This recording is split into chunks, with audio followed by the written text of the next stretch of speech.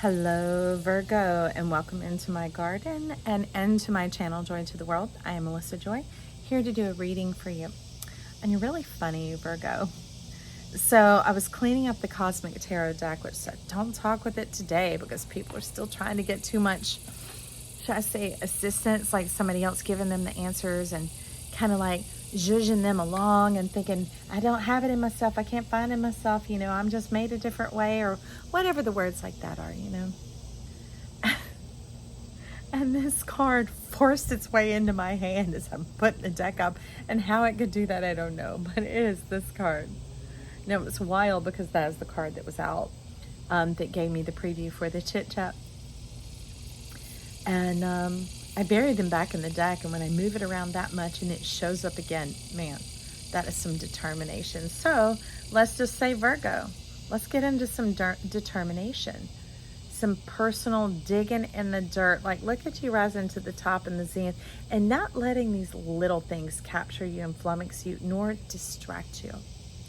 Because often it's saying yes to the little things with all those people. Okay, you're on that conversation again. The world around you, Virgo, the Virgin, always helping others. Let's get you into helping yourself to some of yourself. Look at that. This is personal success and satisfaction. This is when it is turn the tide and the vote is for you. It's moved from the 5 into the 6. And so you have a majority. So apparently if you're showing up here and you're listening, this means this is your sign, okay? That you've really turned that tide and you are ready to taste the pleasure, the fruition of all the greatness of who you are, because you don't exactly know what it's like. You know what it's like when it's coming out of you. But so there's a little bit of being disconcerted about what it feels like when it comes into you. Because in the, just got grazed by a butterfly. Woo, woo, woo. Sweet stuff coming to find you. And it's kind of like, well, how do we get into that? How do we get into that, Joy? Well, this is yours, for one. So if you need the key, you have the key. But let's see. Where's that lock? Yeah. No, if you look closely in the center, there is no lock. It is ajar. And the 3 little birdies there singing, telling you, it's going to be all right. So it might feel like it's wrong, but it is so right to go in and enjoy yourself and have some pleasure, my friend. Look at that. That's fully wide open. And this is your center coming together. So it's going to feel a bit like maybe like an ice skating rink for a moment, or a ride at the fair. But it's going to start to slow down all that flurry and all that frenzy of what it's like to keep you stirred up, taking care of everybody else's business. Now, it might seem like you were helping individuals and it just was training them to rely on you and allow you to be responsible. And baseline, what was really going on is there are these bigger overarching enemies. You've heard people call them archangels. Well, that also is arch, right? So there are these overarching energies that are also out there to distract you from your divine purpose and whatever else. So to those energies, the people that it uses like little fingers and hands to get in, to get you to say yes, are just as insignificant as these rocks, these little plants, these little distractions all around here, trying to get your mind down, keeping you away from opening up to all the possibility. Oh, these came as a trilogy, my friend. Look at that. Fruition. Look what happens when you look up. You're able to have that bountiful, fruitful crown. You're able to subdue the moon by meaning the cold darkness power. And I'm not sitting on the moon, y'all. Just listen to the planetary energies. But it's being able to get it into that golden glow, that champagne glow of reflection, of recognizing, wait, I do see a bit of who I am. So what had become all these dry branches and dead leaves of so many seasons passing you by, the fruit is beginning to spring up and it's ripened and it's ready. So not all of it's ready, but you are ready and the fruit is ripe. So begin enjoying the fruits that are ripe to you. The things that maybe you enjoyed once before, that they won't seem as daunting, right? They won't seem like so selfish. It's deep, Virgo. I have a Virgo midheaven, so hey, friend. I can feel you. I can feel you. But that's where the power of this discernment card is coming in. It's like checking in with your heart. You know, it shows a bit that your mind is still clouded and checked out, and not just clout. Okay? It's all these things vying for your attention of pick me, pick me, pick me, pick me. And it might be a buzz of popularity, and not like you're going, oh, I'm so popular. At first it feels good and makes you happy to help other people, and it starts to catch on, but it is the wrong fire, friend. It is a wildfire because it has no boundaries or perimeters, and it can run you over and consume everything that brings you pleasure, all right? Like, think about your home. So anyways, there's all this magic above, and so just bypass the thinking mind.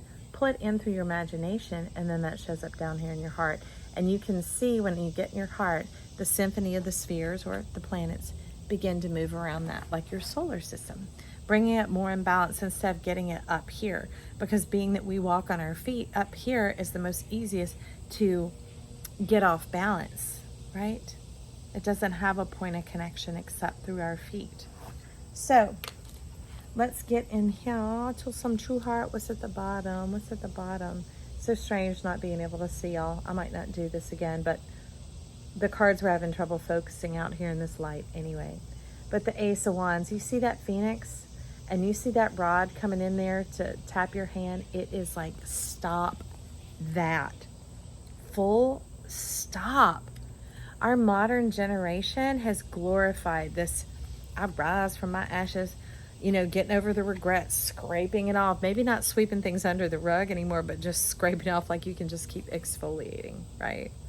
That's like a pencil in the electric sharpener, and you just keep going because you want an extra sharp point. Well, at what point is it extra sharp? When you say it is. When you stop grinding, stop your grinding. Because the wild thing is, there's no beauty that comes from this. Phoenixing can be a cycle until you say enough. Until you say enough. Until you say enough of that. You see what I'm saying? Until you've had it. No more the having, you've had it. You've had it with this life university and sacrificing dreams, desires, and goals, and the beauty and the royalty and the power and your magnificent mind and your capabilities of effortlessly doing it. But when everybody else is giving it to you, it is effort. See, when people pass on their stuff to you, they're a solution for it. But when it passes on to you, it becomes a problem because it's not yours. Their lane is weaving over in your car. You get what I'm saying there? Okay. So what isn't a problem for them is a problem for you. What isn't, or maybe minor effort for them, becomes a major effort for you. So it seems like small things that you're doing, and a lot of them for maybe a handful of people, it becomes a really big deal to your soul. Okay? And that's what keeps you in this perpetual burnout. Now, there is the Quetzalcoatl, which is the final phoenix. It's when we step into the golden ray. It's when you have determined and you've had enough, and you're like, all right, I have enough of this denial and shaking it off, trying to figure it out. Here's that powerful energy coming into you, the power of your hands, of your creationary power. For what? Creating a beautiful life that you can enjoy, and not a semblance of beauty. Get rid of those pests. Go on, mosquito. But accepting your truth and listening to your truth. And when those people come and approach and you get the stop right there. You simply say, not today. Go find someone else. Or, I'm booked. My schedule's full. I've got other commitments. Do not explain beyond the grace statement. That's why it is a grace statement. It's plenty. It's enough to, I could say, set the boundary, but make the authority known, your personal authority, right? And so when they start trying to cross it, that's people passing on their problems, right? Right? They're fully capable of it, okay? Now, you'll know deeply in your spirit when it's someone who does need the assistance, because it'll resonate and you'll feel right here, light and soft. light and soft. So, and that helps really move off this perpetual tower of trying to fix it. You know, when your eye knows better, look at that weariness there, my friend. It's like, could we just get to us instead of everybody else's stuff? Could we just get to us? And you're like, man, that seems so far away. Let me go on a vacation. Let me wait till then to take care of myself. And there's a lizard over here listening in, y'all. He's hilarious. He looks like E.T. He's starting to shed and he has his neck all stretched. It's hilarious. Even the ancient dinosaurs, it's like, when has there not been stress? When is there not a sector of people, we're talking about humanity here, right, of course, that doesn't want to take care of itself? That won't wash in the animal kingdom, right? And if we take on everybody else's stuff in the animal kingdom, that won't wash either, okay? The fat and the lean. Jack Sprat could eat no fat, his wife could eat no lean. But betwixt the both of them, they lick the platter clean.